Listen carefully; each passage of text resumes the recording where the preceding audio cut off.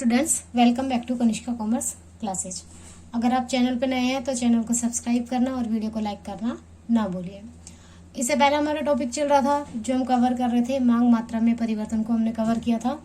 आज की इस वीडियो में हम कवर करेंगे मांग में परिवर्तन या फिर मांग वक्र में विवर्तन किसे कहते हैं। जो एग्जाम के पॉइंट ऑफ व्यू से बहुत इंपॉर्टेंट टॉपिक है। आई होप आपको लास्ट वीडियो पसंद आई होगी और आपने अच्छे से देखी होगी। अगर ना देखी हो तो इस वीडियो की डिस्क्रिप्शन में उस लिंक को डाल दूंगी और अपना पिछली वीडियो को क्या कर लेना, आप कवर कर लेना। आज देखते हैं मांग में परिवर्तन या मांग वक्र में विवर्तन किसे कहते हैं।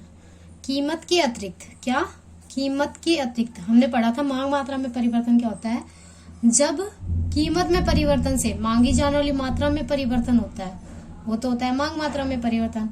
लेकिन जब कीमत के अतिरिक्त यानी कि प्राइस को छोड़कर जो बाकी जो फैक्टर है जो डिमांड को क्या करते हैं, इफेक्ट करते हैं, कीमत के अतिरिक्त अन्य कारक, जैसे कि मान लीजिए उपभोक्ता की आय में क्या हो जाए, बढ़ोतरी हो जाए या फिर कमी हो जाए, उपभोक्ता की रुचि व पसंद में परिवर्तन हो जाए, या फिर प्रतिस्थापन वस्तु जो कि पूरक है या फिर स्नापन वस्तु है उनकी कीमतों में क्या हो जाए, परिवर्तन हो जाए।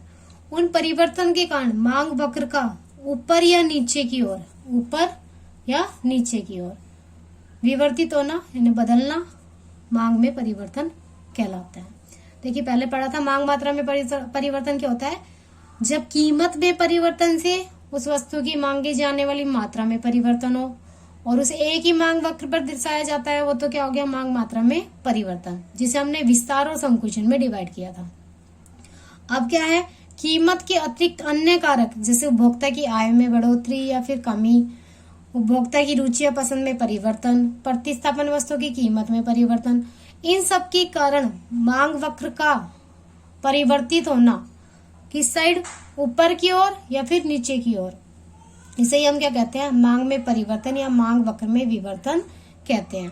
जिस तरीके से मांग मात्रा में परिवर्तन था उसको हम दो भागों में बांटते हैं, विस्तार और संकुचन में। सेम इसी तरीके से मांग में परिवर्तन को हम दो भागों में बांटते हैं, मांग वक्र का दाहिनी ओर आगे की तरफ खिसकना, यानी कि जो मान लीजिए ये मांग वक्र पहले से बना हुआ है, अब दाईं ओर क्या हो गया, ये तो हमारा बाईं ओर हुआ सॉरी, और ये हमारा क्या हुआ, दाईं ओर। जब मांग वक्र यहाँ से इस ओर खिसकता है तो इसको हम क्या कहते हैं, दाहिनी ओर आगे की तरफ खिसकना, ये तो हो जाता है मांग में वृद्धि। और जब मांग वक्र क्या होता है, मान लीजिए आपका मांग वक्र पहला बना हुआ है, अब मांग वक्र इस साइड खिसक रहा है जो क्या है, बाईं ओर, तो इसको हम क्या कहते हैं, मांग वक्र में कमी। अभी देखिए कैसे होता है, जैसे मान लीजिए उपभोक्ता की आय में बढ़ोतरी होती है तो मांग वक्र दाहिनी ओर खिसक जाता है, और मांग में कमी होती है तो मांग वक्र क्या हो जाता है, बाईं ओर खिसक जाता है। तो मांग वक्र को दो प्रकार से किस तरीके से विवर्तित किया गया है, यानी कि मांग वक्र दो प्रकार से विवर्तन होता है। फर्स्ट कौन सा है, मांग वक्र का दाहिनी ओर आगे की तरफ खिसकना, और दूसरा है मांग वक्र का बाईं ओर अथवा नीचे की ओर खिसकना। देखिए अब आगे देखते हैं कैसे है ये। फर्स्ट है मांग वक्र का दाहिनी ओर आगे की तरफ खिसकना। ये आपका डायग्राम दिया गया है सेम। फर्स्ट एक्स एक्सिस लेते हैं हम किसी भी डायग्राम में बनाने के लिए या वक्र को बनाने के लिए। सेकेंड हम लेते हैं वाई एक्सिस। इस एक्स एक्सिस पे हमने लिया वस्तु की मात्रा को और वाई एक्स पे लिया हमने कीमत को। देखिए इससे पहले वाले में मांग मात्रा में परिवर्तन को जो हमने देखा था, यहाँ सेम यही वस्तु की मात्रा ली थी, यहाँ वस्तु की कीमत ली थी, लेकिन उसमें क्या था, कीमत में परिवर्तन हो रहा था। पहले कीमत मान लीजिए ये थी आपकी, तो मांग आपकी ये थी उस वाले डायग्राम में, लेकिन फिर हमने क्या किया, प्राइस को चेंज किया, बढ़ा दिया, तो मांग हमारी क्या हो गई थी, डिक्रीज हो गई थी। ये फिर क्या हो रहा था, एक ही उस पे क्या हो रहा था, शिफ्ट हो रहा था, उसको तो हमने मांग में विस्तार या संकुचन कहा। लेकिन यहाँ देखिए क्या हुआ, किसी वस्तु की स्वयं की कीमत के अपरिवर्तित रहते हुए, यानी कि उस वस्तु है कोई भी वस्तु, उसकी स्वयं की कीमत तो क्या है, उसमें कोई परिवर्तन नहीं हो रहा, लेकिन यदि उपभोक्ता की आय में, अब क्या हुआ, उपभोक्ता की जो आय है उसमें क्या हो जाती है, वृद्धि हो जाती है।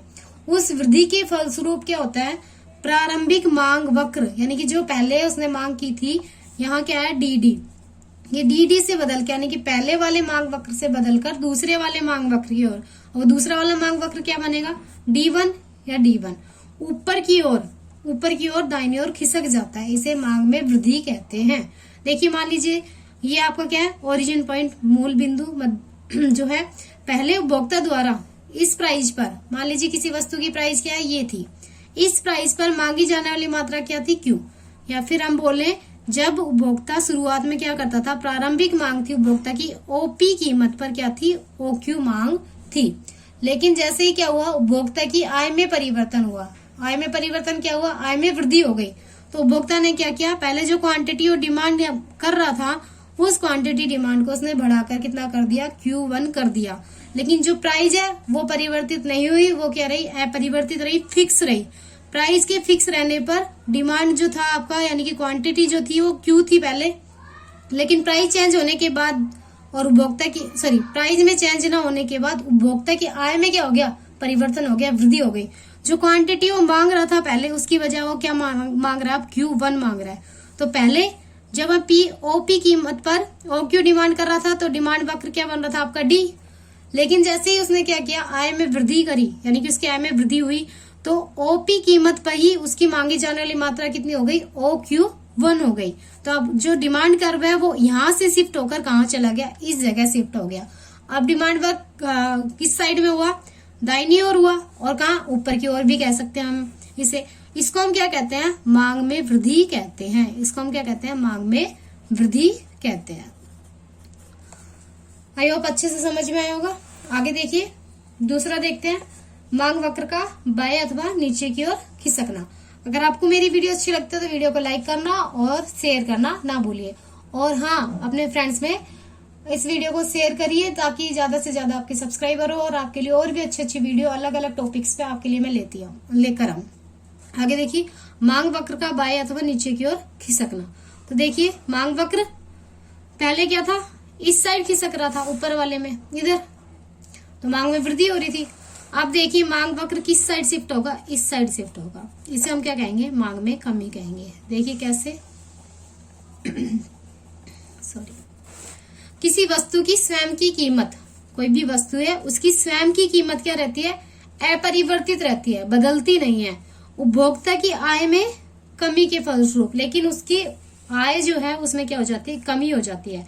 आय में कमी के फलस्वरूप क्या होता है, उसकी जो प्रारंभिक मांग वक्र था, यानी कि ये था पहले, वो डी बाई ओर से नीचे की ओर खिसककर D1 हो गया है। इसे मांग में कमी कहते हैं। देखिए अब वापस से देखिए डायग्राम को, जब उपभोक्ता प्रारंभिक बिंदु पे था, यानी कि कोई परिवर्तन नहीं हुआ था किसी भी चीज में, नॉर्मल जो थी सिचुएशन उसी तरीके से चल रही थी, तो ओपी कीमत पर उपभोक्ता द्वारा मांगी जाने वाली मात्रा क्या थी, OQ थी। यानी कि प्रारंभिक बिंदु पर उपभोक्ता द्वारा ओपी कीमत पर OQ मात्रा मांगी जाती थी। लेकिन क्या हुआ, उपभोक्ता की आय में क्या हो गई, कमी हो गई। उपभोक्ता की आय में कमी होगी तो क्या करेगा, पहले क्वांटिटी वो ज्यादा मांग रहा था, वो क्या करेगा, कम मांगेगा। तो Q से उसकी क्वांटिटी कितनी हो गई, Q1 हो गई। यानी कि अब ओपी कीमत पर ही उसकी मांगी जाने वाली मात्रा कितनी हो गई, OQ1 हो गई। पहले हमारा डिमांड कर्व क्या बना हुआ था, ओपी कीमत पर OQ मात्रा जब मांग रहा था तो ये बना हुआ था इस बिंदु पर।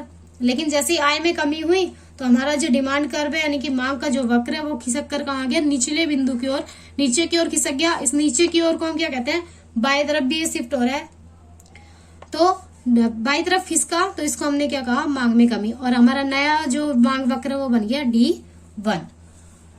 तो एक बार मैं फिर से रिपीट करती हूँ, जब कीमत में परिवर्तन होने के कारण वस्तु की मांगी जाने वाली मात्रा में परिवर्तन होता है तो उसे मांग मात्रा में परिवर्तन कहते हैं। इसको दो भागों में बांटा है, मांग में विस्तार और मांग में संकुचन। दूसरा, जब कीमत के अतिरिक्त अन्य तत्वों में परिवर्तन होता है तो उसे हम क्या कहते हैं, मांग वक्र में विवर्तन करना। इसको भी दो भागों में बांटा गया है, मांग में कमी और मांग में वृद्धि को। एक छोटा सा टॉपिक और लेके चलते हैं हम, जो मोस्टली एग्जाम में पूछ लिया जाता है। मांग के नियम से आप क्या समझते हैं, कुछ इस तरीके से आपसे क्वेश्चन पूछा जाता है। तो मांग का नियम होता क्या है, जैसे बहुत बार हमने पिछली वीडियो में कवर कर लिया कि मांग में और कीमत में प्रतिलोम संबंध पाया जाता है। सेम वही क्या है, आपका मांग का नियम है। अन्य बात, अब लिखोगे कैसे इसको, अन्य बातों के स्थिर रहने पर, यानी कि बाकी जो चीजें वो क्या है, फिक्स रहे। अन्य बातों के स्थिर रहने पर एक वस्तु की कीमत के घटने पर, एक वस्तु है उसकी प्राइस में क्या हो गई, कमी हो गई, घटने पर उस वस्तु की मांग की मात्रा में जो वृद्धि होगी, यानी कि प्राइस कम होने से जो उसकी मांग में जो मांगी जाने वाली मात्रा उसमें जो वृद्धि होगी, और कीमत के बढ़ने पर उसकी मांग की मात्रा में गिरावट आएगी। यही क्या कहलाता है, आपका मांग का नियम कहलाता है। मांग का नियम क्या है, अन्य बातें समान रहने पर जब एक वस्तु की कीमत घटने पर मांगी जाने वाली मात्रा में वृद्धि होती है और कीमत के बढ़ने पर उसकी मांगी जाने वाली मात्रा में गिरावट आएगी या फिर आती है, तो इसे हम क्या कहते हैं, मांग का नियम कहते हैं। इसे डायग्राम के थ्रू आसानी से समझ सकते हैं वापस से। मान लीजिए कोई वस्तु है, वस्तु की मात्रा यहाँ दर्शाई गई है एक्स अक्ष पे और कीमत कहाँ पर, वाई अक्ष पे। जब उसकी कीमत कितनी थी, 75 रुपए। जब कोई भी उपभोक्ता उसकी कितनी मात्रा खरीद रहा था, 500 ग्राम। लेकिन जैसे ही उसकी कीमत 100 रुपए हुई तो उपभोक्ता ने क्या किया, उसकी कीमत को मात्रा को क्या कर दिया, कम कर दिया। जैसे हमारे यहाँ देख लीजिए, किसी भी वस्तु के रेट बढ़ जाते हैं तो हम क्या करते हैं, उसकी जो डिमांड है उसको क्या कर देते हैं, हमारे नॉर्मल लाइफ में भी कॉमन सेंस भी हम देखे लगाए तो उसकी कीमत को हम क्या कीमत बढ़ने पर उसकी मांग को हम क्या कर देते हैं, कम कर देते हैं। और जैसे उसकी कीमत थोड़ी सी डाउन आ जाती है तो हम उसको खरीदना ज्यादा शुरू कर देते हैं। जैसे प्याज के रेट अचानक से क्या हो गए थे, इंक्रीज हो गए थे, तो हमने सब्जी में प्याज डालना क्या कर दिया था, कम कर दिया था। लेकिन जैसे ही प्याज के रेट क्या हुए, डिक्रीज हुए यानी कि कम हुए, तो हमने वापस से प्याज को नॉर्मल सब्जी में भी डालना शुरू कर दिया और सलाद के रूप में भी खाना शुरू कर दिया। तो इस तरीके से मांग का नियम है। हमने काफी सारे टॉपिक कवर कर लिए और आगे के टॉपिक मैं इसी तरह आपके लिए लाते रहूंगी, इसलिए आप ज्यादा से ज्यादा वीडियो को शेयर कीजिए ताकि जो नॉलेज है या फिर ये जो वीडियोज है वो सभी बच्चों तक, सभी स्टूडेंट्स तक पहुंच सके और वो भी इन वीडियोज का फायदा उठा सके। आज के लिए इतना ही, आगे कंटिन्यू करेंगे अगली वीडियो में। तब तक के लिए घर रहिए, स्वस्थ रहिए। Thank you.